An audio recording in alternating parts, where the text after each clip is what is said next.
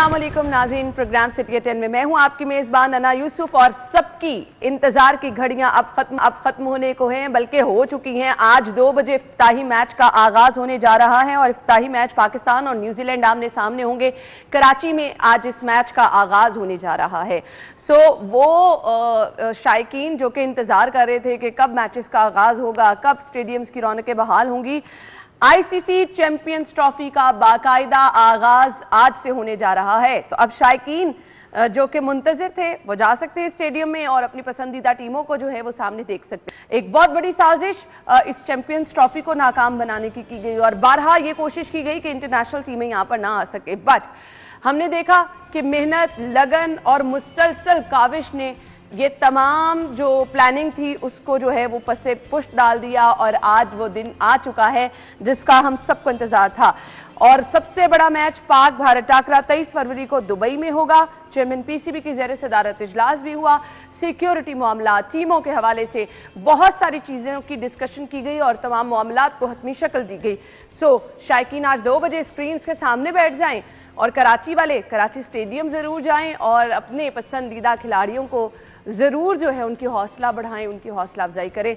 आज के मैच के हवाले से हमारे रिपोर्टर्स हमारे साथ हैं जी, इमरान यूनस और दुर्रे नायाब। अस्सलाम वालेकुम। वालेकुम अस्सलाम। आप लोग एक्साइटेड हैं फिर? जी बिल्कुल। भाई क्यों नहीं है, मैंने तो आते ही असाइनमेंट एडिटर को कहा है, मैंने कहा यार आज मुझे ज़रा जल्दी छुट्टी दे देना, मैंने मैच देखना है। तो आगे से मुझे जवाब क्या मिला कि कहीं किसी भी यूनिवर्सिटी में आप स्क्रीनिंग का इंतजाम करवाएं, वहाँ पर बैठ के खुद भी देखें और शायकीन को भी मैच दिखाएं। खबर भी मिल जाएगी और साथ साथ आप भी मैच एंजॉय कर लेंगे। तो ये सिर्फ आपका हाल नहीं है, ऑनेस्टली स्पीकिंग हर जगह पर अब गुफ्तगू सिर्फ और सिर्फ मैच के हवाले से ना। बिल्कुल, बात पता है क्या है कि जिस तरह कल चेयरमैन पीसीबी की स्टेटमेंट थी कि ये टूर्नामेंट जो है ये पाकिस्तान की इज्जत बढ़ाएगा, उसमें इजाफा करेगा। तो वाकई अब इंटरनेशनल क्रिकेट के हवाले से बात करें कि इंटरनेशनल क्रिकेट तो पहले ही काफ़ी अरसे से पाकिस्तान में आ चुकी थी।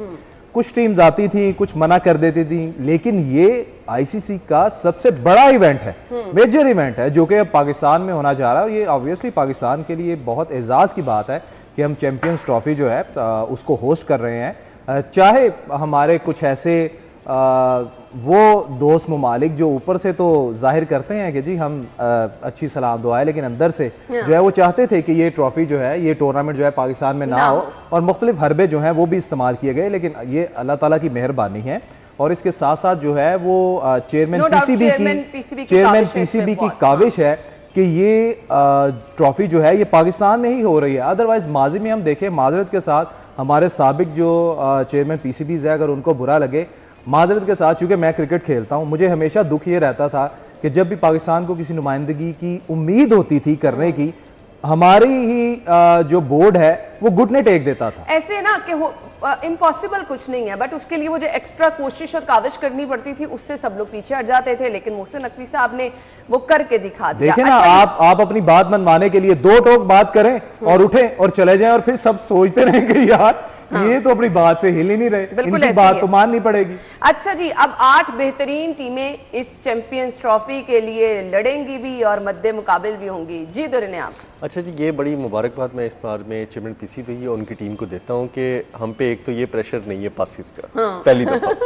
पहली दफा 15-16 साल में ये प्रेशर नहीं है। प्रेशर क्यों नहीं है? अभी भी है। मुझे तो यकीन करें, जिस तरह 2 टोक खड़े उन्होंने कहा ना कि जी पासिस किसी को नहीं मिलेंगे, ये पीसीबी वाले वैसे ना स्क्रीन पे कह के अपनी जान एक दफा दोबारा छुड़वा ली। लेकिन एक और प्रेशर आ रहा है कि जी अब हमें पैसों से आप टिकटें खरीदें, क्योंकि टिकटें सारी बिक चुकी हैं, नहीं मिल रही लिटरली बिफोर टाइम, महीना 15 दिन पहले ऑलरेडी सोल्ड तमाम टिकटें। और इंडिया, पाकिस्तान और जो 22 तारीख को ऑस्ट्रेलिया का मैच है वो इस वक्त ये हैसियत इख्तियार कर चुका है जैसे पाकिस्तान इंडिया का मैच है।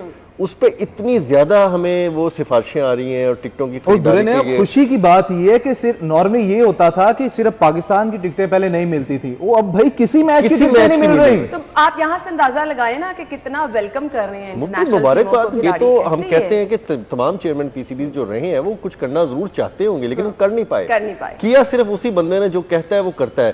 और ये शायद डायलॉग मेरे ख्याल मोहसिन साहब के लिए बना है कि जो वो कहते हैं वो जरूर करते हैं, जो वो नहीं कहते ना वो लाजमी करते हैं। और हमारे शायकीन के हवाले से बात करें, लिटरली मैं चूंकि जैसे कि मैंने आपको पहले बताया कि क्रिकेट का मुझे शौक है, तो मैं इंटरनेशनली भी देखता रहता हूँ कि मीडिया क्रिकेट के हवाले से क्या बातें कर रहा है। रिसेंटली जो हमारा पाकिस्तान और न्यूजीलैंड के साथ मैच हुआ, जिसमें पाकिस्तानी बल्लेबाज की बॉल से जो है वो न्यूजीलैंड के क्रिकेटर जो है उसको चोट भी लगी, तो आप यकीन जाने क्राउड ने जैसे खड़े होके उनको दाद दी और जैसे वो चलते आ रहे थे और जैसे उनका हौसला बढ़ाया, उस चीज को इंटरनेशनल मीडिया ने इतना पॉजिटिव लिया कि आज भी वो चीजें जो है वो डिस्कस हो रही। बिल्कुल ऐसे ही है। सो आज के मैच में दुरेन आया, आप किसको सपोर्ट कर रहे हैं? मैं तो पाकिस्तान को करूंगा, लेकिन अनफॉर्चुनेटली न्यूजीलैंड के साथ जो पाकिस्तान की पिछली हिस्ट्री है, लेटेस्ट पिछले 3 मैचेस की मैं सुबह पढ़ रहा था, तो हम अनफॉर्चुनेटली जीते नहीं है। ठीक है, ये हमें दबाव होगा और हम दबाव में रहेंगे। अच्छा खासा प्रेशर होता है, क्योंकि हमने लेटेस्ट जो 3 मैचेस उनके साथ न्यूजीलैंड के साथ खेले, हमने तीनों हारे हैं, लूज किए हैं। बस समहाउ गेम का हिस्सा है, लेकिन इस चीज का ना ज़हनी दबाव होता है। अब इसको लड़के किस तरह से हैंडल करेंगे, किस तरह खेलेंगे, लेकिन मेरी तमाम विशेष जो है वो पाकिस्तान क्रिकेट टीम के साथ है। आज लाहौर का मैच है, लाहौर के अंदर हो रहा है। लाहौर नहीं, आज कराची में मैच, सॉरी कराची का मैच है, कराची के अंदर हो रहा है और फुल पैक है। मैं सॉरी वो 22 वाला ना मेरे देख वो चल रहा है, क्योंकि मुझे उसका काफी ज्यादा वो चल रही है, एक्साइटमेंट है बाय द वे। तो वो अब देखें, ये बात मैं आपको बड़ा क्लियरली कर बता दूं कि पाकिस्तान जो है ये भी अपना दाग धोएगा कि हम 3 मैच न्यूजीलैंड से हारे थे पिछले, और अब कुछ एक्स्ट्रा करके दिखाएगा। दुआ गो। किस खिलाड़ी से उम्मीद है वैसे बाय द वे इमरान? भाई मैं तो सॉरी मैं थोड़ा इस सवाल से ज़रा हटने लगा हूँ। मैं यकीन जाने, मैं इंतज़ामात के हवाले से अगर बात करूँ, पहले हम इंतज़ामात की बात कर लें कि चैंपियंस ट्रॉफी के हवाले से जो इंतज़ामात है, जो आरजी हॉस्पिटल बनाया गया है, उसके साथ को 1000 के करीब जो कैमरे हैं उससे जो है वो सिक्योरिटी को देखा जा रहा है। और उसके साथ जो अच्छी चीज़ मुझे ये लग रही है कि पहले हमेशा हमें दुख होता था कि जब भी मैचेस होते हैं नश्तर स्पोर्ट्स कॉम्प्लेक्स जो है उसको बंद कर दिया जाता था और वहाँ पर जो खाने पीने के मराकज़ हैं उनका बहुत ज़्यादा नुकसान होता था, और अक्सर वो लोग जो है वो एहतजाज भी करते थे, प्रेस कॉन्फ्रेंस भी करते थे और सोशल मीडिया पर भी इस चीज़ की तशहीर जो है वो होती थी। अब वो किस्सा तो ख़त्म ही कर दिया ना कि भाई जहाँ पर ऑलरेडी स्टेडियम है, पूरी दुनिया में ऐसे नहीं होता कि ऊपर स्टेडियम हो और उसके नीचे दुकानें जो है वो खुली हों, होटल जो है वो खुले हों और सिक्योरिटी रिस्क जो है वो भी होता है। और इस बार तो अब ये भी चीज़ें जो है वो ख़त्म कर दी गई हैं। रिसेंटली जो मैचेस हुए हैं और हर बंदे ने लिटरली, मेरे कुछ ऐसे दोस्त हैं जिनके ऑलरेडी वहाँ पर फूड पॉइंट्स थे, आप यकीन जाने जब वो मैच देखने आया ना तो उन्होंने स्टेडियम को देख के वाकई कहा कि ये बहुत अच्छा decision. Welcome back once again. So हम आ रहे हैं जी आज की पहली खबर की तरफ। इंतजार की घड़ियां यहाँ पर भी खत्म हो गई हैं। इलेक्ट्रिक बसें जो हैं वो अब आपको शहर की सड़कों पर रवां दवां नजर आएंगी। नो डाउट एक बड़ा कारनामा है, और बहुत अरसे से जब शहबाज शरीफ साहब सीएम थे तब से हम बाज़गश्त सुन रहे थे कि शहर की सड़कों पर इलेक्ट्रिक बसें आएंगी, माहौल दोस्त होंगी।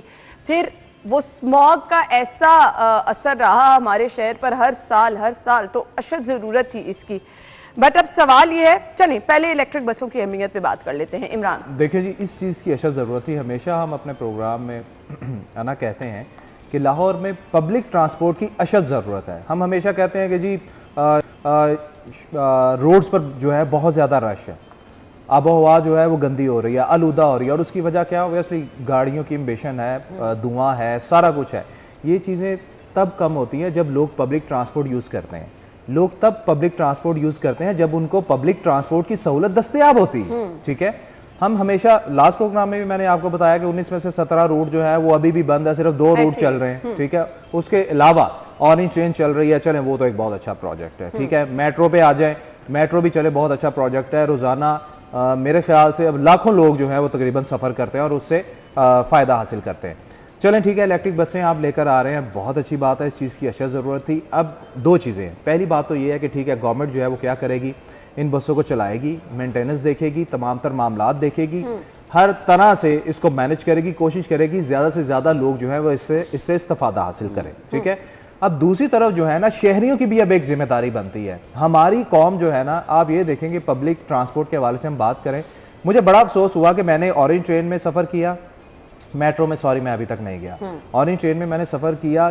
वहाँ पर क्या तुक बनता है कि इतनी अच्छी ट्रांसपोर्ट है ना, वहां पर मार्कर से आपने कुछ ना कुछ लिखा हुआ है, सीट्स जो है वो तोड़ी गई हुई हैं। खुदा का खौफ करें यार, खुदा का खौफ करें। अगर अल्लाह अल्लाह करके हुकूमत आपको कोई सहूलत दे रही है तो आप भी एक जिम्मेदार शहरी होने का सबूत दें ना। वो आपकी आप चलें, कोई भी अपने घर को खराब तो नहीं करता, अपने घर की चीज को तो खराब नहीं करता। और भाई ये भी आप अपने घर की चीज समझे, छोटे-छोटे ये बच्चों को आपके सिखाते टैक्स के पैसे से चीजें बनाई गई हैं, इंट्रोड्यूस करवाई गई हैं। खुदारा इनकी सीट्स का ख्याल कीजिएगा, क्योंकि हमने माजी में देखा कि जितनी भी पब्लिक ट्रांसपोर्ट चलती थी उनकी सीटें, हम पंजाब यूनिवर्सिटी में जब पढ़ते थे 5 नंबर गाड़ी चलती थी, उसकी सीटें टूटी होती थी, खिड़कियां टूटी होती थी। तो कौन तोड़ते थे? स्टूडेंट तोड़ते थे, या आम शहरी जो बैठते थे वो सीटें खराब करते थे। खुदारा इन बसों को एहतियात से यूज करें। इसलिए मैं कह रहा हूँ कि ये दोनों चीजें जो हैं ये देखनी पड़ेंगी। बाकी अब आगे आप बात करेंगी रेंट के हवाले से, तो उस पर फिर बाद में बात करेंगे। दुरन आप जरा इस पर रोशनी डाल दें। इलेक्ट्रिक बस से आज से आपको रवान दवा नजर आएंगी, कुछ इसका रूट भी बता दें और हमें ये भी बता दें कि टाइमिंग्स वगैरह और किस तरह से। देखिए ये लाहौर शहर के जो मेन रोड्स हैं, जो मेन रूट्स हैं, ठीक है, वो तकरीबन 20 से 27 के करीब बनते हैं टोटल। उस पर तो ये रवान दवा होंगी, कम नहीं पड़ जाएंगी? नहीं कम पड़ेंगी। ये तो एक मेजर रूट्स के लिए मेरा ख्याल आपके पास कोई हार्डली अगर एक रूट पे चलानी है तो 4 आने वाली 4 जाने वाली इस हिसाब से होनी चाहिए। तो 7-8 बसें एक रूट पे होनी चाहिए। मिसाल के तौर पर फिरोजपुर रोड लें और आप जेल रोड से आ रहे हो और आपने जाना हो गज्जू मत्ता तक, आप इसके दरमियान में देखें तकरीबन 27 किलोमीटर तो यही बन जाता है, इससे भी शायद ज़्यादा बन जाए। और इसके अंदर अगर 1 किलोमीटर पे भी स्टेशन हो या स्टॉप हो, आपका रुकना हो, आप उसी को फॉलो करते रहें। तो अगर यही रेशो निकालें तो भाई एक बस तो फिर 2 घंटे बाद आएगी या 1.5 घंटे बाद आएगी।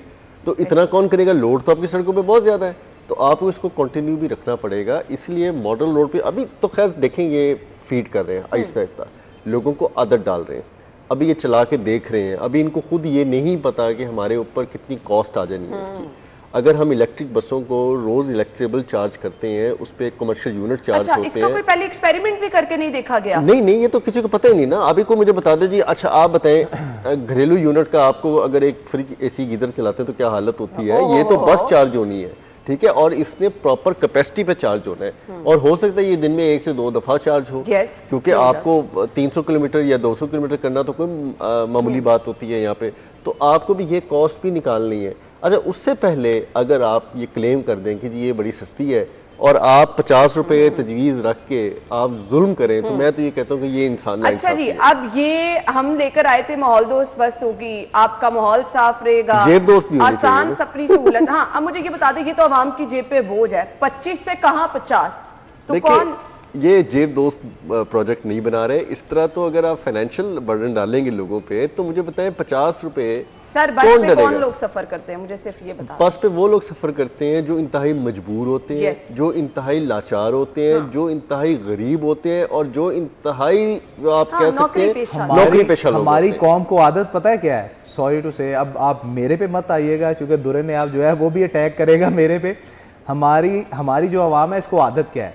इसको पता है कि जी अगर हमारा ऑफिस सुबह 9 बजे लगता है तो इन्होंने बाइक या गाड़ी निकालनी है उससे सिर्फ 10 मिनट पहले, ये तब निकलेंगे। पब्लिक ट्रांसपोर्ट जब आपने यूज करनी है, आपको अपने घर से 1 घंटा पहले निकलना पड़ता है। हमारी आवाम को आदत नहीं है, क्यों? वक्त की कदर नहीं है, ठीक है। तो जब ये इलेक्ट्रिक बसों को अगर आप ये कह रहे हैं कि जो कारोबारी या जॉब करने वाले लोग हैं वो इसको यूज करेंगे, तो ऑब्वियसली उन्हें अपना रहन सहन जो है वो भी चेंज करना पड़ेगा, अपनी आदत जो है वो भी चेंज करना पड़ेगी, और ये चीज बेहतर होगी अगर वो चेंज कर लेंगे। अच्छा, मैं समझा इमरान ये कहने वाला है कि जब आप पब्लिक ट्रांसपोर्ट देते हैं तो पूरी दुनिया में लोगों को पब्लिक ट्रांसपोर्ट की तरफ लाने के लिए रियायत दी जाती है। हाँ, दी जाती है, उनको राग़िब किया जाता है, अट्रैक्शन किया जाता है ना। आप ये थोड़ी करते हैं डरा दें। हाँ, आप स्टूडेंट्स को अलहदा से फैसिलिटी दें, आप माजूर अफराद को अलहदा से दीजिए, आपको पता चले कि वर्किंग लेडीज को अलहदा होती है। इसका जो मेरे ख्याल से मुझे जो अच्छी चीज इसमें लगी है ना दुरे ने आप, वो ये है कि ऑलरेडी यहाँ पर 2 मुख्तलिफ बस सर्विसेज हैं प्राइवेट, जो कि ऑलरेडी बहुत अच्छी परफॉर्मेंस जो है वो दे रही हैं, बहुत अच्छी सर्विसेज वो दे रही हैं। ना सिर्फ इंटरसिटी बल्कि दीगर शहरों में भी उनकी सर्विसेज जो है वो चल रही हैं। उनके साथ ज्वाइंट वेंचर के साथ इनको चलाने की कोशिश की जा रही है, जो कि मेरे ख्याल से अच्छा, ये बहुत अच्छी बात है, बड़ा अच्छा आप प्राइवेट सेक्टर को साथ लेके चल रहे हैं, और प्राइवेट सेक्टर जो ऑलरेडी अच्छी फैसिलिटीज दे रहे हैं और उनको आप गवर्नमेंट के मौका दे रहे हैं और हमारे जॉइंट वेंचर्स करें, हमारे साथ हमारी चीज़ें चलाएं, अच्छी बात है। लेकिन आपने ये भी तो देखना है ना कि जी आपका जो खसारा है, अभी जो आपने खुद ही कैलकुलेट कर लिया, देखे ना इस पे लिखा है कि 26 करोड़ 73 लाख रुपए लागत आएगी ऑपरेशन सालाना चलाने पे 12 महीने, और 17 करोड़ 75 लाख रुपए 12 महीने में साल में आपको रेवेन्यू आएगा। इसका मतलब कि रेस्ट ऑफ मनी जो है वो आपका लॉस है। अच्छा, अब ये जो लॉस है 8 करोड़ 98 लाख रुपए सब्सिडी, अब ये हुकूमत पंजाब तो दे रही है। कहाँ से ये कैसे पूरा हो सकता है वो भी हम बता सकते हैं। और कैसे पूरा हो कैसे सकता है? दुरे नयाब और हमने यूके विजिट किया था। आप यकीन जाने यूके में जितनी बसेस चलती हैं ना उन पर ब्रांडिंग होती है, उन पर इलेक्ट्रिक ब्रांडिंग भी होती है और दूसरी स्टीमर्स वगैरह जो है वो भी लगते हैं। तो एक अच्छा खासा रेवेन्यू जनरेट किया जा सकता है। ये 8 करोड़ तो कुछ भी नहीं है। क्या हमने ऑरेंज लाइन से ये रेवेन्यू जनरेट कर दिया? नहीं किया। क्या हमने मेट्रो बस से कर लिया? करना चाहिए था। नहीं तो ये प्लानिंग अगर आप कर लेते तो आज कितना जो बस revenue टर्मिनल generate कर है लेते? वही लोग तो पीछे बैठे प्लान के कर रहे हैं। स्टेशन हैं उनसे हम रेवेन्यू जनरेट कर सकते थे, नहीं किया। अब जिस शहर में, मैं सिर्फ शहर की बात कर रहा हूं, जिस शहर में लोग अपनी छतों पे बड़े बड़े साइन बोर्ड लगाकर सालाना जो है वो लाखों करोड़ों रुपया कमा रहे हैं, वहां पर हमारे इन बस टर्मिनल को क्यों नहीं कमर्शियलाइज किया जाता? लेकिन इमरान, ये हैरानगी वाली बात है। जिस पंजाब मास ट्रांजिट अथॉरिटी में अगर लोग रिटायरमेंट के भी 9-9 साल बाद रजिस्ट्रियां करा के भाई मैं तो अथॉरिटीज के और खिलाफ जाना नहीं चाहते, तो मुझे बताइए कौन करेगा? मैं तो अथॉरिटीज के खिलाफ हूं। अजय जी, बस पे आज से रमादवा आपको सड़कों पर नजर आएगी, लेकिन किराए का शायद आज से 25 रुपए ही आपको देने पड़ेंगे। नहीं 25 से 50 25 से 50 25 से 50 है। अब ये क्या क्राइटेरिया होगा, कितने किलोमीटर होगा या स्टॉप टू स्टॉप होगा, ये उस बस में सवार हो गया आपको पता चलेगा, भी नहीं बताया गया। क्योंकि खुद जब पता नहीं आपको है टिकट मिलेगी। क्योंकि अभी बनाने वालों को खुद नहीं पता कि हमने किस मोड पे लेके जाना है। जिन्होंने जहां कहीं पे भी जाना है शायद उस रूट की मुनासबत से हो, लेट्स सपोज आप या शायद आज फ्री हो, शायद आज फ्री हो, वैसे होना तो नहीं चाहिए, लेकिन फिर भी 100 रुपए जेब में रख के जाए अगर आना जाना पड़ जाए। हाँ, 100 रुपए लाजमी आपने जेब में रखने, ये हमारा मशवरा है।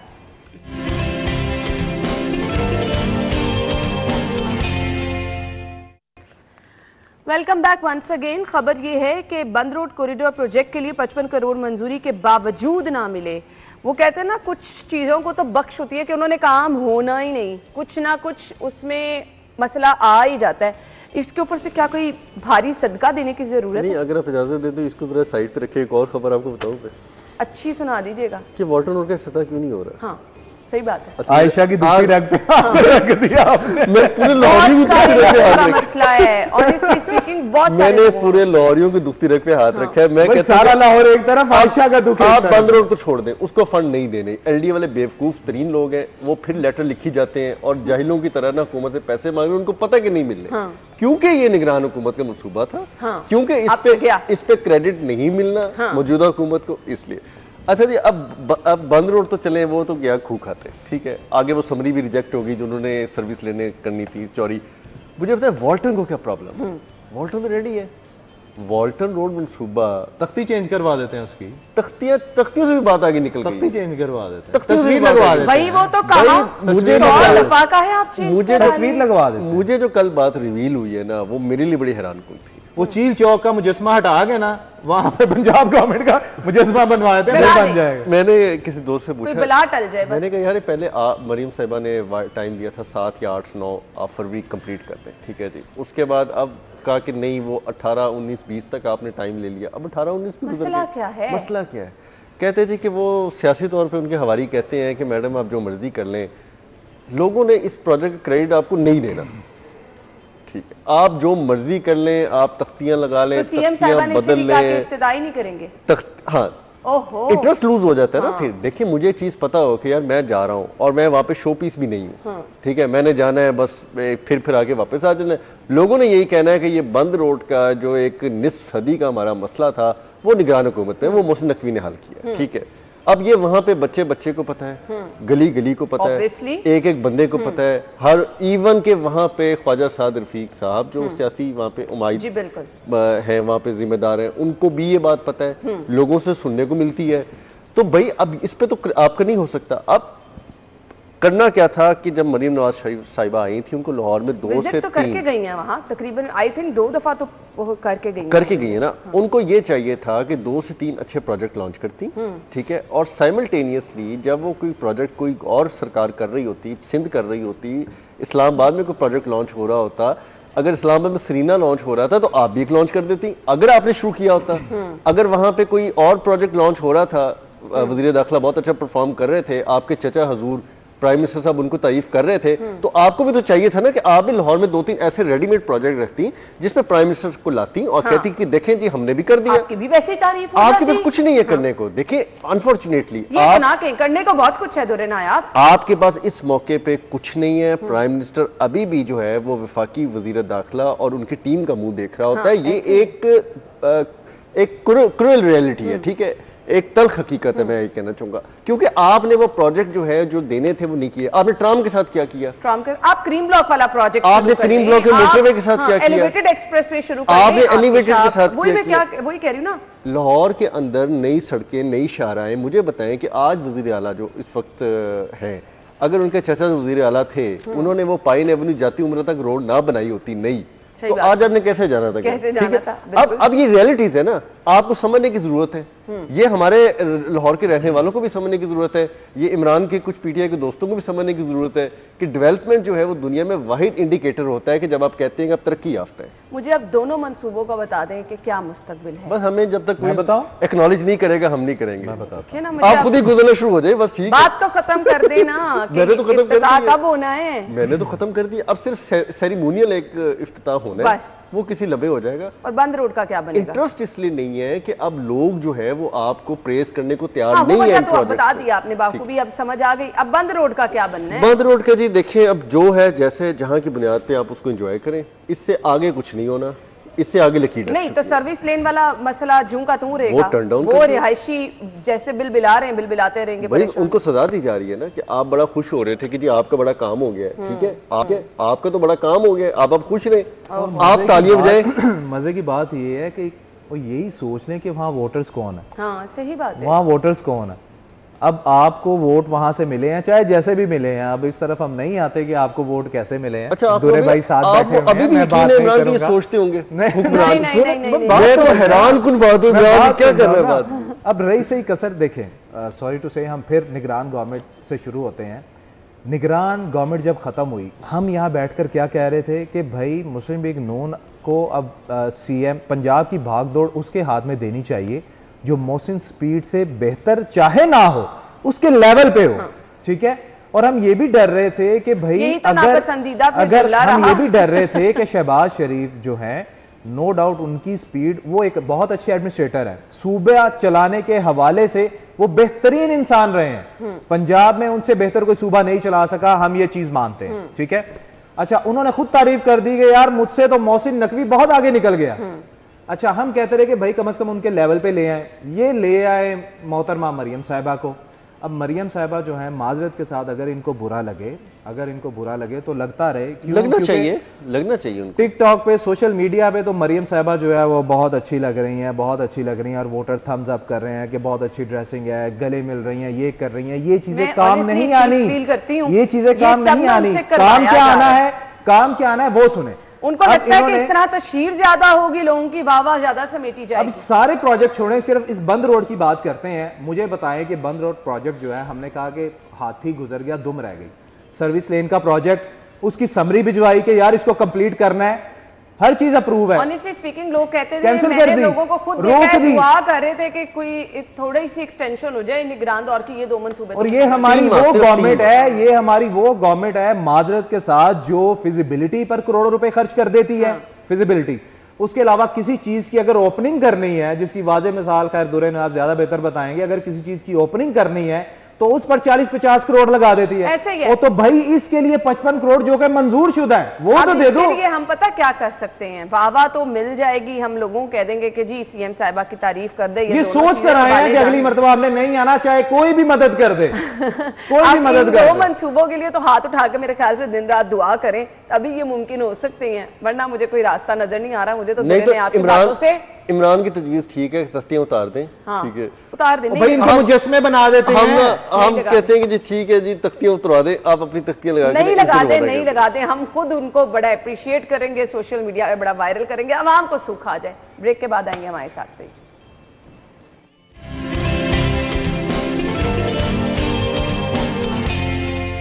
Welcome back once again. खबर यह है कि अफसर शाही की नाअहली, हेल्थ फैसिलिटीज मैनेजमेंट बोर्ड गैर फाल। जरा थोड़ा सा आसान अल्फाज में मैं चाहूंगी दुरे नायाब समझा दें। नहीं, अफसरशाही की अहलियत क्या है, पहले मुझे ये तो ना ठीक है। नहीं, मैं बहुत बड़ा नाकी दूं, मैंने पहले दिन से कहा है कि ब्यूरोक्रेसी ने जो सिस्टम के साथ किया है ना, वो शायद कोई ना कर सके। ठीक अपनी है, जेबों के साथ क्या किया वो? देखिए, मैं तो ये बात करता हूँ कि ब्यूरोक्रेसी को अगर एक तरफ साइड पे रखते हैं तो शायद मरीम नवाज शरीफ साहिबा जो है ना बहुत बेहतर गवर्नेंस परफॉर्म कर ले। ठीक है, मैं पहले दिन से कह रहा हूँ, करते हैं ना, मैं पहले दिन से कह रहा हूँ, जिस वक्त से उन्होंने हलफ लिया, मैं उस दिन से कह रहा हूँ कि वज़ीर आला को ब्यूरोक्रेसी के ऐनक उतारने की ज़रूरत है। वो एक विजनरी खुद भी खातून होंगी, उनका वालिद एक सीनियर सियासतदान, उसने इतने इक़्तिदार की ऊंच नीची देखी है, इतने ज़्यादा। अब जो खोखर साहब, कैसर खोखर साहब का मैं एक सुन रहा था व्लॉग, बड़ा अच्छा उन्होंने किया। उन्होंने कहा पहले चचा का दौरे हुकूमत क्या था, अब भतीजी का दौरे हुकूमत क्या है, किस तरह वो ब्यूरोक्रेट्स को यूज़ कर उस वक्त अपनी चीज़ें चलाने के लिए करते थे और किस तरह ये कर रही हैं। ठीक है, बात तो ठीक है, बात तो ठीक, उन्होंने कंपैरिजन तो बहुत अच्छा किया। अभी उसी चीज़ को मैं यहाँ पर रिलेट करता हूँ कि जब आपको पता ही नहीं है, मुझे एक चीज़ हॉस्पिटल में जाके मैं जाता ही नहीं, मुझे इमरजेंसी के इश्यूज़ नहीं पता, मुझे मेडिसिन के इशू नहीं पता, मुझे वहाँ पे ऑपरेशन के मामला क्या हैं, डॉक्टर्स आते हैं नहीं आते, मुझे पता ही नहीं, क्योंकि मैं जाता नहीं हूँ ना। तो आप मुझे आके जो ब्रीफ करेंगी, मैं वही डीब्रीफ करके मैं कहूँगा कि हाँ जी ये तो बड़े मसले हो गए हैं। ठीक है, अब इतने ज़्यादा इश्यूज़ हो रहे हैं, पहले हम बोल रहे थे, अब नेशनल मीडिया भी बहुत सारा रिपोर्ट कर रहा है। सिटी 42 तो चले ऑनर करता है, हमारा लाहौर है, लाहौर के हमारे अस्पताल है, हमारी जिम्मेदारी है, हमारी ये फर्ज बनता है। अब सारे लोग बोल रहे हैं, कल मैं नेशनल चैनल्स की भी क्लिपिंग दे रहा था, जो जाहिर चौधरी साहब पिछले हफ्ते में स्टोरियां दे रहे थे, वो अब नेशनल चैनल देना शुरू हो गए हैं। नो डाउट कि सर्विसेज में सहूलियत नहीं है, आपके दिल की बीमारियां जो हैं वो फैल गई हैं, आपकी मेडिसिन ना मिलने की वजह से ये हो रहा है। सो इशूज हैं, यहाँ भी ये इशू है। ना अहली तो वहां हो ना जहाँ अहल लोग हो। मेरा भी एक डिफर पॉइंट है, मैं पहले बात का आगाज से ये किया है कि मुझे आप अहलियत बता दें कहाँ पे है। अहलियत तो है नहीं, तो ना अहलों की भरमार है, काम करने वाले लोगों को उठा के राजनपुर फेंक दिया जाता है। यहाँ पे रखा किसको जाता है, मुझे बताएं। यहाँ पे डॉक्टर्स कौन है, यहाँ पे हेल्थ डिपार्टमेंट के अंदर काम करने वाले अगर आप कहें कि ये अफसरशाही अवाम को सहूलत देगी तो ये तो बिल्कुल ही गलत बात है। अवाम की रसाई इनके दरवाजों तक नहीं है, तो इन्होंने अवाम को क्या? देखिए, 1 साल हो गया इस बोर्ड को गैर फाल हुए, और चलें इस बोर्ड की अहमियत के हम बोर्ड की अहमियत के हवाले से अगर बात करें कि सुनने वाले हमें ये कह रहे होंगे कि क्या हुआ, बोर्ड ही है ना, बोर्ड ही गैर फाल है ना। और भाई 14 इजला में काम रुका हुआ है इस बोर्ड के, 14 इजला, मतलब 14 इजला पंजाब के। आप खुद देखिए कि मतलब वहां पर जो हेल्थ फैसिलिटीज हैं वो कितनी मुतासिर हो रही होंगी। अच्छा, उसमें ये सारी चीजें आ जाती है, उसमें आपके देही मराकज सारे आ जाते हैं, उसमें आपके गली मोहल्ले की डिस्पेंसरियां सारे जो हैं वो आ जाएंगी। सर हेल्थ कार्ड इनके नीचे है, लोगों के घरों में जो अद्वियात जानी है वो भी इसमें आ जाएंगी। तमाम तर चीजें इसी बोर्ड के तहत होंगी ना। तो फिर मामला वही आ जाते हैं कि महकमा प्राइमरी हेल्थ के हवाले से अगर हम बात करें कि हम डेली बेसिस पर देखते हैं कि जाहिर चौधरी साहब ऐसी खबर दे रहे होते हैं कि ये महकमा हेल्थ कर क्या रहा है, महकमा हेल्थ कर क्या रहा है। हम किसी भी महकमे को देख लें, जिसका भी रोना रोलें, आपको रोना ही नजर आएगा उसमें, चाहे वो एजुकेशन है, चाहे हेल्थ है, कोई भी ले लें। अभी हमने इतनी स्टोरी सारी जो डिस्कस की हैं, उन सब में कुछ ना कुछ मसाइल तो हैं, कुछ ना कुछ क्या बेतहाशा मसाइल है। और रही कसर, हम हमेशा ये बात करते हैं कि किसी भी माशरे की तरक्की का इन्हिसार जो है वो तालीम और सेहत पर है। पीटीआई जब उसने इक्तदार में आना था, वो हमेशा हेल्थ और एजुकेशन रिफॉर्म्स की बात करती थी।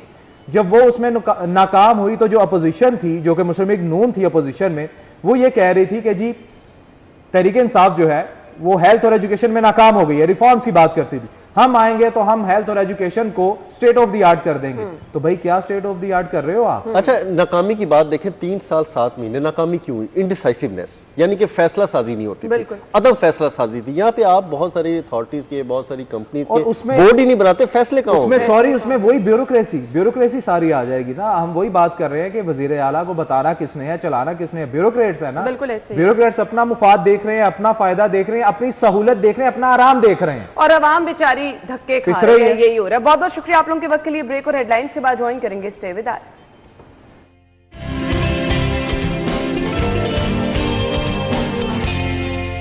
Welcome back. आज का टॉपिक हमारा बहुत अहम है, और वो इसलिए मैं अहम कह रही हूं कि हर दूसरा बंदा, हर दूसरी लड़की, हर दूसरी बच्ची आज इस मर्ज का, मैं तो मर्ज कहूंगी, के शिकार नजर आ रही है।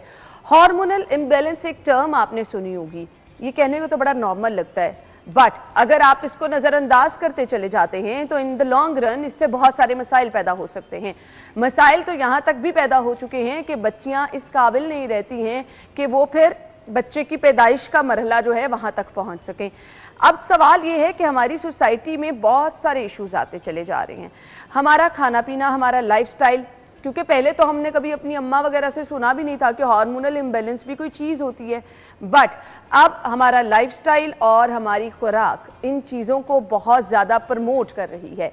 हार्मोनल इम्बैलेंस बेसिकली होता क्या है, इसके सिम्टम्स क्या क्या हैं, क्या क्या चीज़ें आपको अपीयर हो रही हैं अगर आपकी स्किन पे। नॉर्मली जब हार्मोनल इम्बैलेंस की बात होती है ना, तो बच्चियां कहती हैं स्किन पर बाल बहुत ज़्यादा आना शुरू हो गए।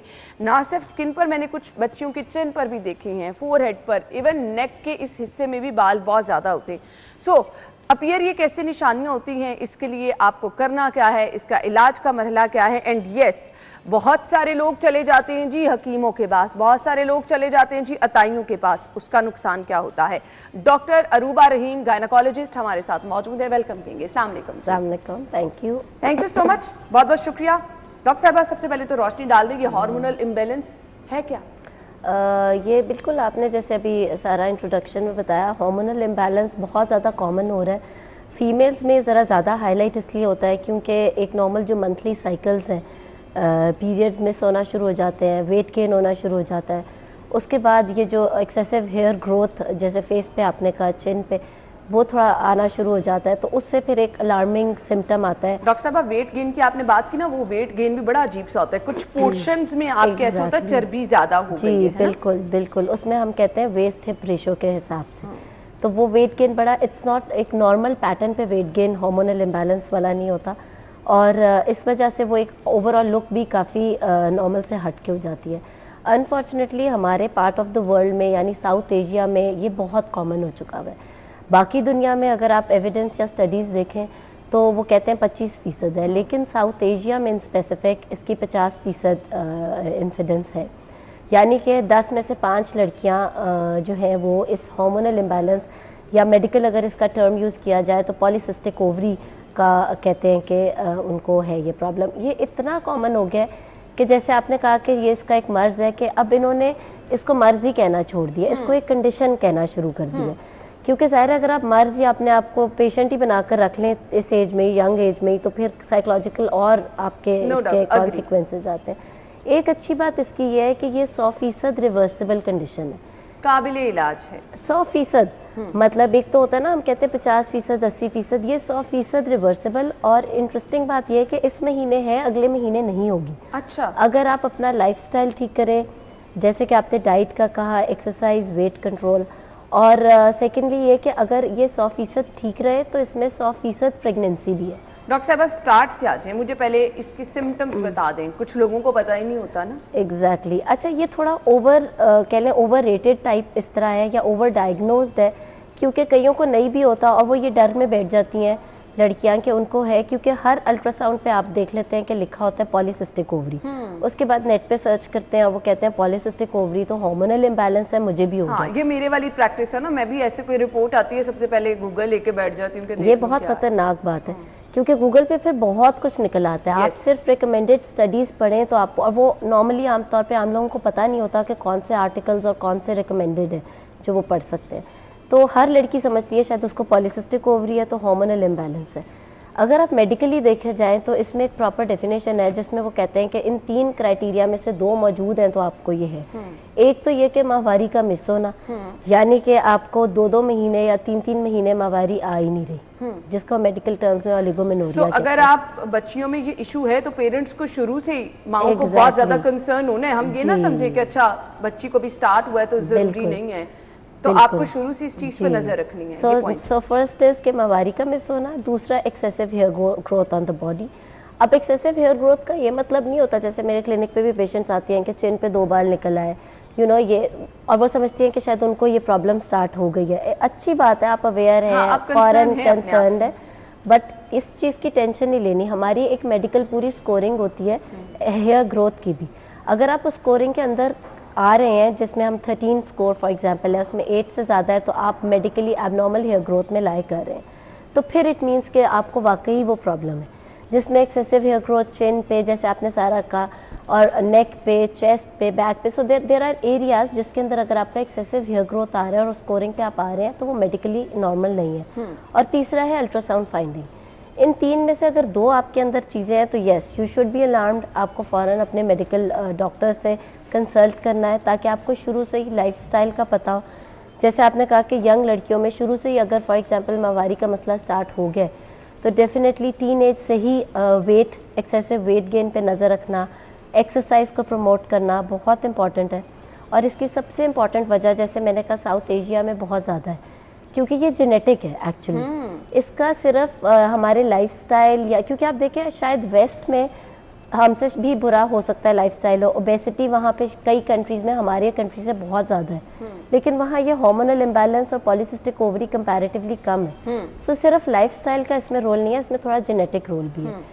सो और जेनेटिकली इसकी जो ट्रांसमिशन है, इंटरेस्टिंग बात यह है कि फादर की साइड से भी ये जीन आती है और मदर की साइड से भी। ले अगर जेनेटिक है तो फिर आपको डे फर्स्ट से इस चीज का बहुत ज्यादा ख्याल रखना है। बिल्कुल। ये होता क्यों है रीजन से डॉक्टर साहबा ने बता दी। बिल्कुल। इलाज वाले मरहले पे आज एग्जैक्टली। सो इलाज का ये है कि शुरू से ही जिनके अंदर ये इंडिकेशंस आती हैं उनको अपना एक तो फिजिकल एक्सरसाइज पूरे दिन में अगर 1 घंटा ब्रिस्क एक्सरसाइज करें। डॉक्टर साहबा पता क्या लोगों को लगता है मेरा तो वेट ज्यादा है ही नहीं तो मैं क्यों एक्सरसाइज करूं।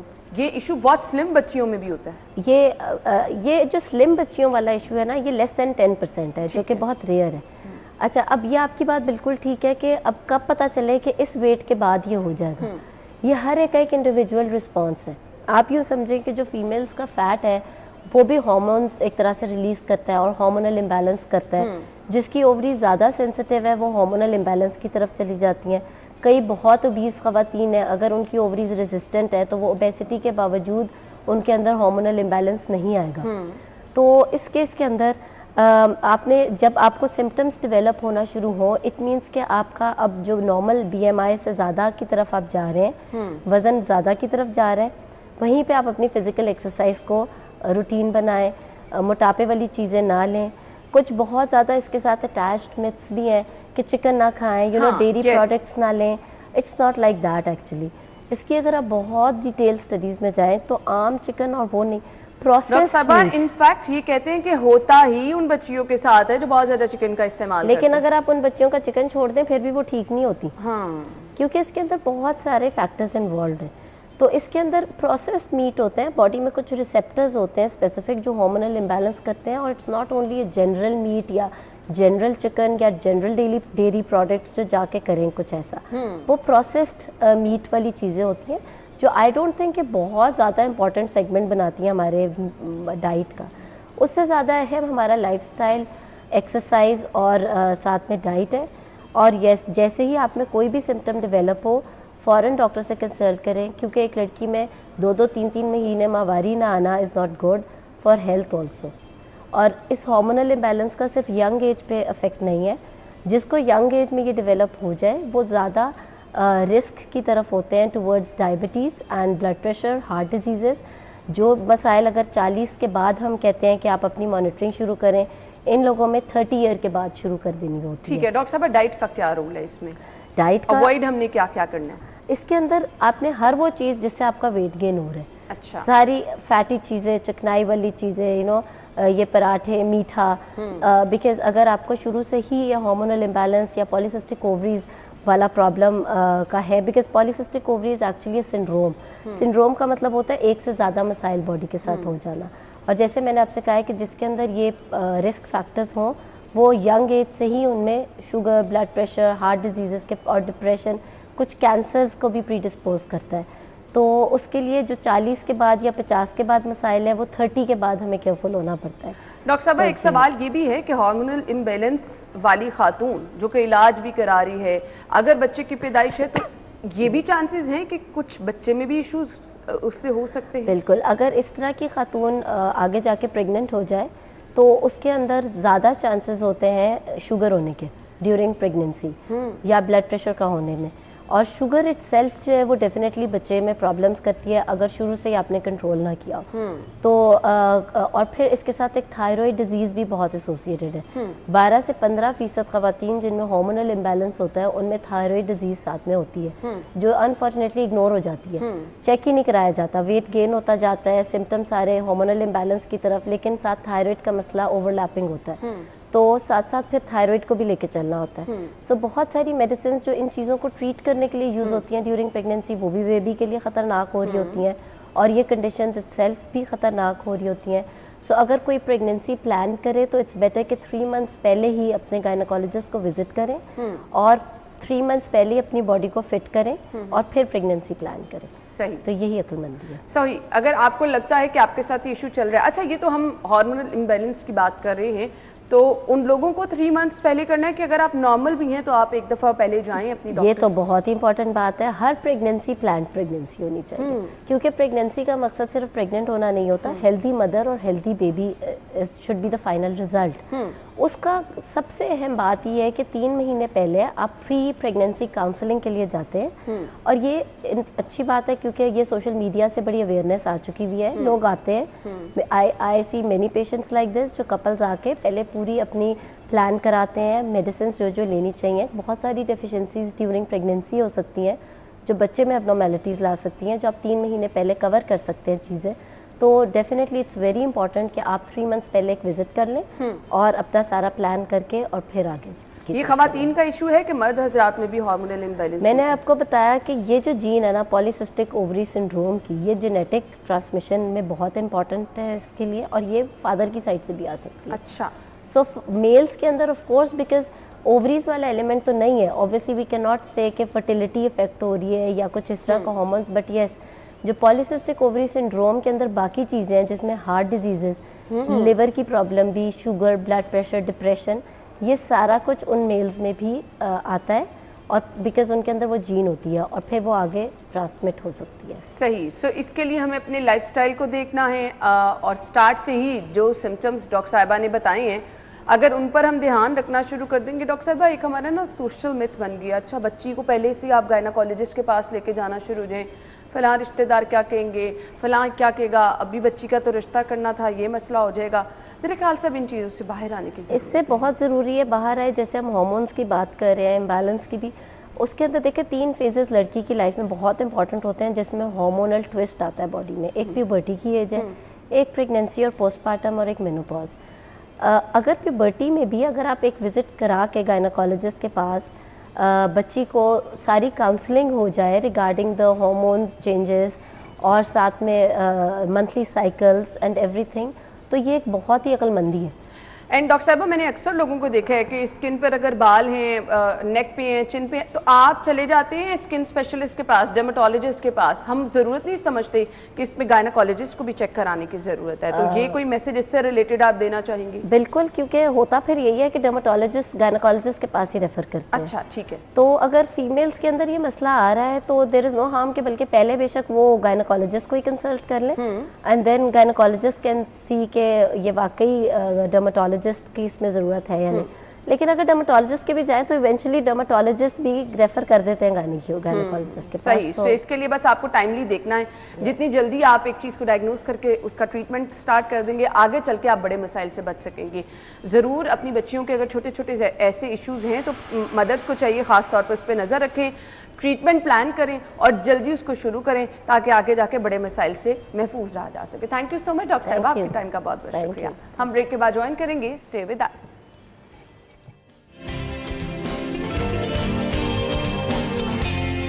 Welcome back. और आज है जी 19 फरवरी, जिनकी सालगिरह है जी 19 फरवरी को, लिस्ट मेरे पास है, उनको तो हम ज़रूर विश करेंगे। लेकिन कल 20 तारीख को जिनकी सालगिरह है और अगर वो चाहते हैं कि उनकी सालगिरह को भी हम स्पेशल बनाएं तो इसके लिए आपको क्या करना है जी, स्क्रीन पर नंबर है, इस नंबर पर अपनी पिक्चर और अपना नाम, अगर आपकी सालगिरह नहीं, आपके किसी बहन भाई की, किसी बेस्ट फ्रेंड की, मदर की सालगिरह है, फादर की सालगिरह है, आप उनकी सालगिरह को स्पेशल बना के सरप्राइज आप उनको दे सकते हैं जी। नंबर पर आप पिक्चर भेज दें, नाम भेज दें और कल के प्रोग्राम का आप भी हिस्सा बन जाएं। आज के लिस्ट की तरफ आ जाते हैं। मोहम्मद यहया गुज्जर की सालगिरह है, उमैर आसिम, फातिमा खालिक, मेहदी रजा, अरहम, नूर शाहिद, फातिमा खालिक और इसके बाद जी फरहान फैसल और अनाया। आप सबको सालगिरह की मुबारकबाद, हैप्पी बर्थडे।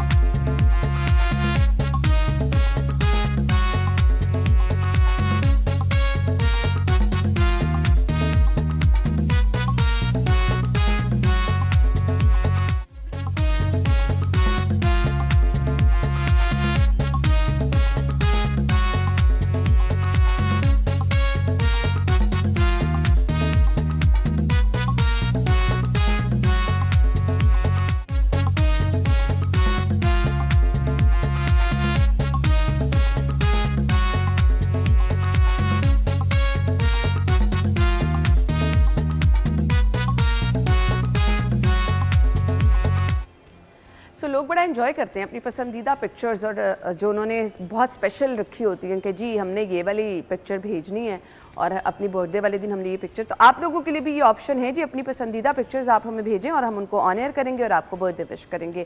अगेन स्क्रीन पर नंबर है, इस नंबर पर व्हाट्सएप करें और प्रोग्राम में शामिल हो जाएं। अगला सेगमेंट बताएंगे आपको आज के भाव।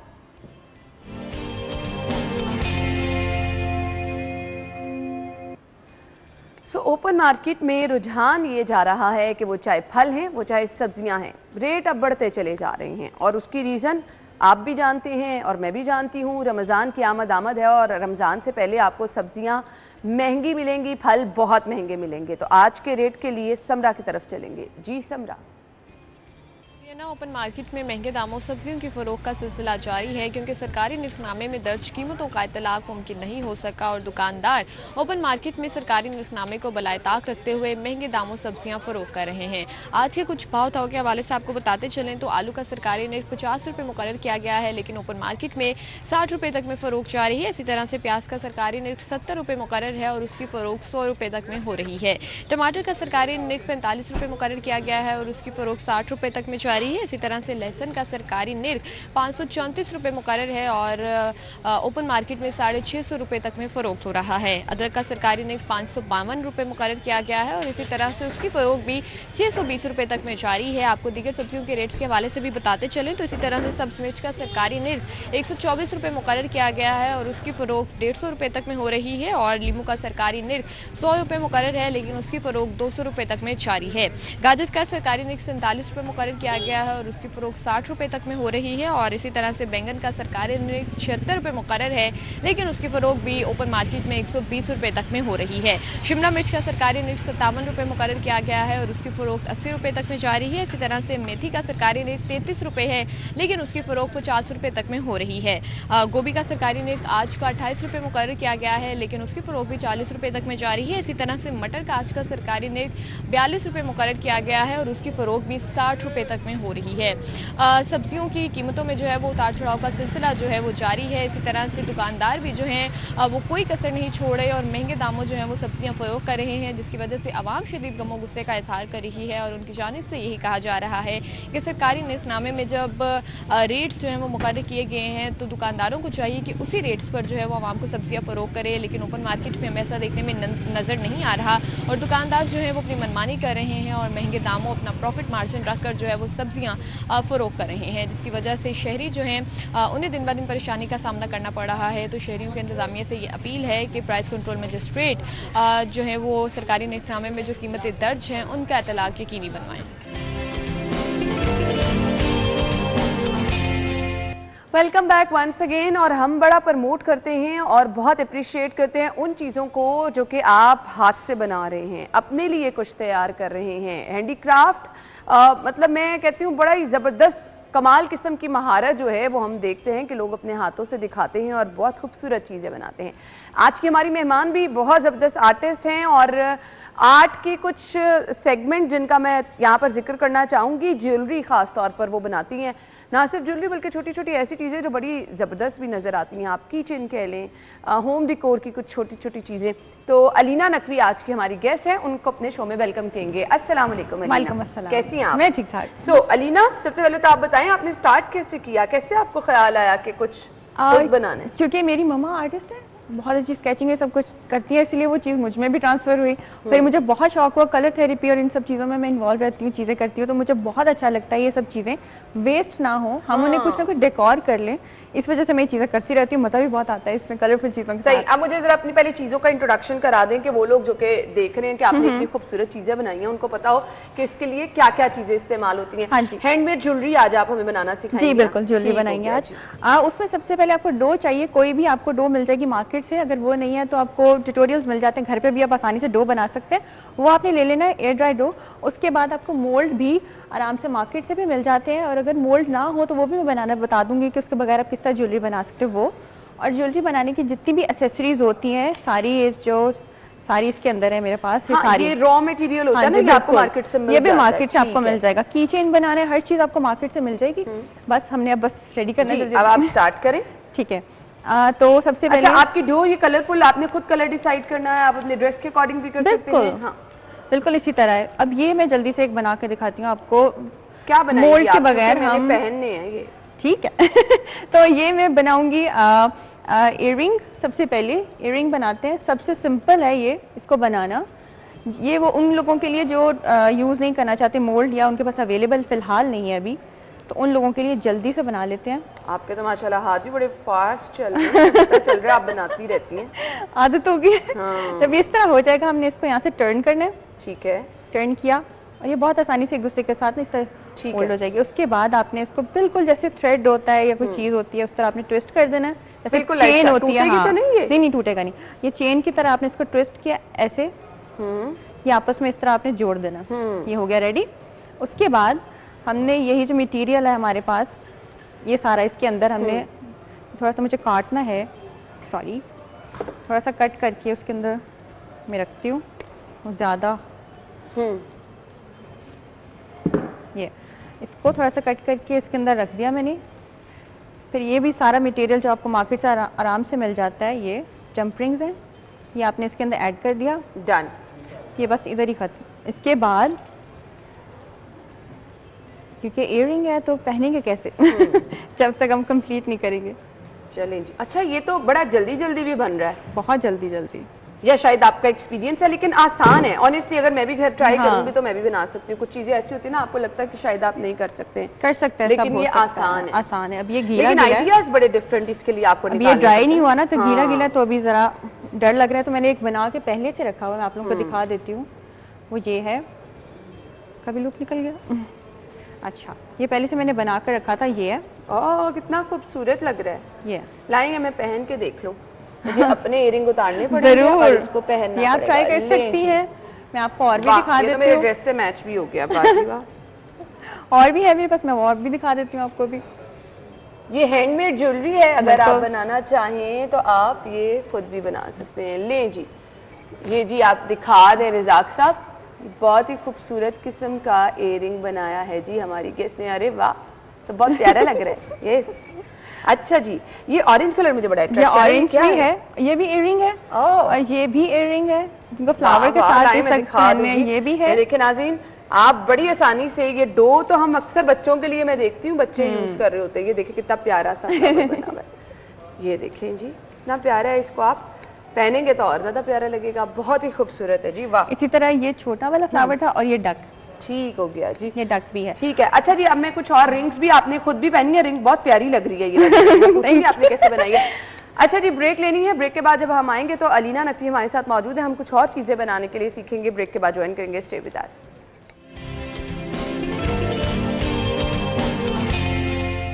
Welcome back. अगर आप चाहते हैं बहुत ही खूबसूरत ज्वेलरी बहुत ही कम पैसों में और जल्दी से आप घर में ही बना लें और अपने हर ड्रेस के साथ आप मैचिंग ज्वेलरी पहने, तो अलीना नकवी के पास बहुत ही ज़बरदस्त आइडियाज़ हैं। ये देखें जी, बहुत ही प्यारा सा लॉकेट है। अब अलीना हमें ये लॉकेट बनाना सिखाएंगी। वैसे मेरे कपड़ों के साथ भी मैच जा रहा है। अलीना, मैं पहन सकती हूँ ये? पहन सकते हैं, क्यों चलिए नहीं? जी, वाह जी वाह। अच्छा जी, तो अलीना बता रही है कि ये लॉकेट बनता कैसे है। तो आपने हाँ। डो ले लिया है। कोई भी कलर चेंज कलर कर ले अलीना, कोई कलर कोई भी चीज। हाँ। ठीक है, हम चेंज कर लेते हैं। ये कॉम्बिनेशन में बनाना है ना हमने। ठीक है, येलो कलर अब आपने ले लिया। येलो और ब्लैक कर लेते बहुत हैं। अट्रैक्ट करते हैं कलर, बहुत खूबसूरत से लगते बहुत। हैं। अच्छा, ये बच्चे भी पहन सकते हैं, इतने प्यारे प्यारे हाँ, कलर। ये सॉफ्ट है और उसका हाँ। ये है कि अगर गिरेगा भी ये टूटेंगे नहीं, क्योंकि बिल्कुल अच्छा। फोम है, ये फोमिक डो है ना, तो अगर गिर भी जाता है ये टूटता नहीं है। दूसरे का थोड़ा सा डर होता है, वो टूट जाते हैं थोड़े हार्ड ठीक होकर, है। इसलिए मैं ज्यादा यही यूज करती मोल्ड को हूँ। किस लिए यूज करती हैं आप? मोल्ड अगर आपको जल्दी से कोई रिंग या कोई चीज बनानी है तो उसके लिए वो ये भी देखें मैं ना, भी आपको इसमें बता मैं देती यहाँ हूँ। से आके पकड़ लेती हूँ। फ्लोरल प्रिंट बना हुआ है, तो आप इसके अंदर मोल्ड को रखती हैं तो एज इट इज वो प्रिंट हो जाती है। बिल्कुल एज इट इज हो जाती है। हाँ, जबरदस्त। अब ये लॉकेट बनाने के लिए मैंने दो डो को एक जैसा कलर जो है ना मिक्स करना है, मैंने सारा लगा लिया था। इसको आपने थोड़ा सा इससे आप खींचोगे ना, बिल्कुल मार्बल शेप आ जाती है। वो इस जैसे तरह से। मार्बल में लाइन नहीं होती, दो बिल्कुल। कलर मिक्स हो जाते हैं। बिल्कुल उसी बहुत तरह, प्यारा बन गया ये तो भाई। उसी तरह आपने करके इसको। अच्छा, वैसे डो मेरे घर भी है क्योंकि मेरी बेटी छोटे छोटे डिजाइन पे बनाती है, तो मैं भी अब ये ट्राई करूंगी अलीना। बिल्कुल, ये लॉकेट का भी आपको एक्सेसरी जैसे ज्वेलरी एक्सेसरीज मिलती है, इसलिए लॉकेट भी आपको मिल जाएगा जो बनाने के लिए। कोई भी शेप जो आपकी फेवरेट हो उसके अंदर मैं इसको कर दूंगी प्रेस। जो एक्स्ट्रा होगा वो मैं निकाल लूंगी। ये आप टेबल पे रख के कर रही हैं ताकि एक्स्ट्रा बाहर निकल हाँ, आएगा। बाहर ठीक निकल है। आएगा। ये मैं इस तरह प्रेस कर देती हूँ, जो भी एक्स्ट्रा होगा मैं उसको साइड से इस तरह निकाल लेती हूँ। ये निकल आया, जो भी एक्स्ट्रा है वो निकल आएगा। और जैसे ये ड्राई होगा, ड्राई होने के बाद ये हल्का सा श्रिंक हो जाता है, उसके बाद आपने इसको साइड्स पे ज़रूर ग्लू करना है। ठीक है, ये बस आपका रेडी है एक दफ़ा। और ये कुछ ही मिनट में बन जाता है। आप देखिए बिल्कुल। कितना जबरदस्त है। आपको एक वो शेप में लॉकेट चाहिए, बस वो पहले से आपके पास होगा और जबरदस्त सा लॉकेट आपका रेडी हो जाएगा।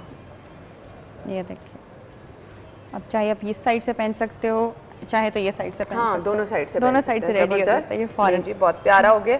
लाएं जी, अब इसके अंदर आप अपनी मर्जी की चेन डालें, अपने कपड़ों के साथ, येलो ड्रेस के साथ भी ये जाएगा, ब्लैक के साथ भी जाएगा जी। ये आपका लॉकेट बन चुका है, इसमें आपने चेन पहननी है और आप इसको गले में पहन सकते हैं। जबरदस्त जी। अच्छा, ये आपने जो खुद रिंग पहनी है, जरा मुझे ये भी उतार के दिखाएं। ये भी आपने खुद ही बनाई है जी, ये फ्लावर था, इसके नीचे मैंने इलास्टिक लगाया।